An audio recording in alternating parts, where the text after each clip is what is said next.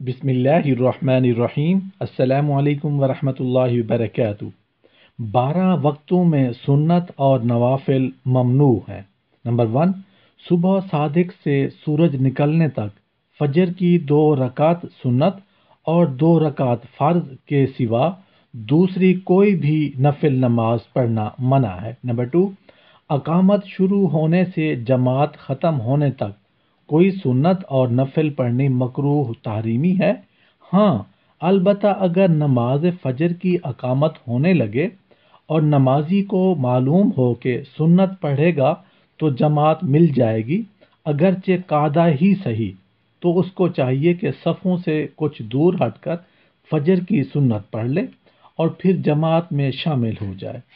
اور اگر وہ یہ جانتا ہے کہ سنت پڑھے گا تو جماعت نہیں ملے گی تو اس کی سنت پڑھنے کی اجازت نہیں ہے، بلکہ اس کو چاہیے کہ بغیر سنت پڑھے جماعت میں شامل ہو جائے۔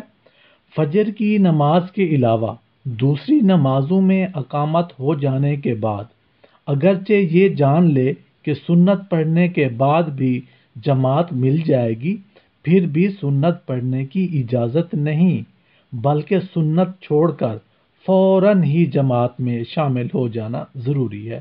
نمبر 3، نماز عصر پڑھ لینے کے بعد سورج ڈوبنے تک کوئی نفل نماز پڑھنا مکروہ ہے۔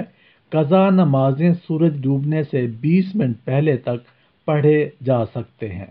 نمبر 4، سورج ڈوبنے تک اور مغرب کے فرض پڑھنے سے پہلے کوئی نفل جائز نہیں۔ نمبر 5، جس وقت امام اپنی جگہ سے جمعہ کے خطبہ کے لیے کھڑا ہو، اس سے لے کر نماز جمعہ ختم ہونے تک کوئی نماز سنت اور نفل وغیرہ جائز نہیں۔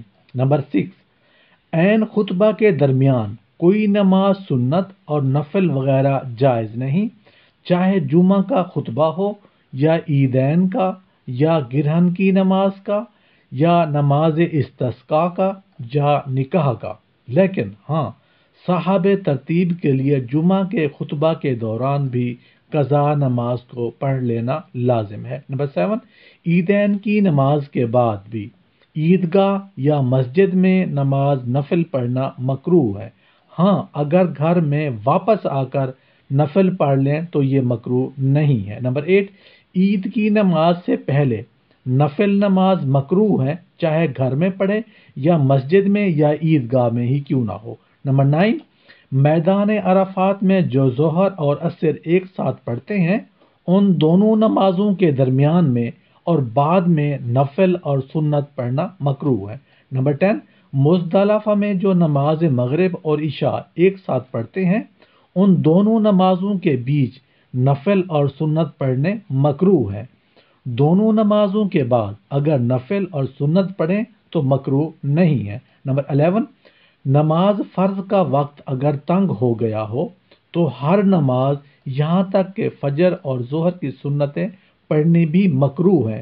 جلدی جلدی فرض پڑھ لے تاکہ نماز قضا نہ ہونے پائے۔ نمبر 12، جس بات سے دل بٹے اور اس کو دور کر سکتے ہوں تو اسے دور کیے بغیر ہر نماز مکروہ ہے۔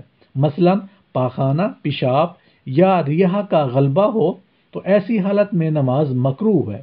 یوں ہی جیسے کہ کھانا سامنے آ گیا اور بھوک لگی ہو یا دوسری کوئی بات ایسی ہو جس سے دل کو اطمینان نہ ہو تو ایسی صورت میں نماز پڑھنا مکروہ ہے۔ البتہ اگر وقت جا رہا ہو تو یعنی نماز قضا ہونے کا خطرہ ہو تو ایسی حالت میں نماز پڑھ لی جائے تاکہ قضا نہ ہو جائے، لیکن پھر اس نماز کو دوہرا لینا بہتر ہے۔ اللہ پاک ہم سب کو اعمال صالحہ کرنے کی توفیق عطا فرمائے۔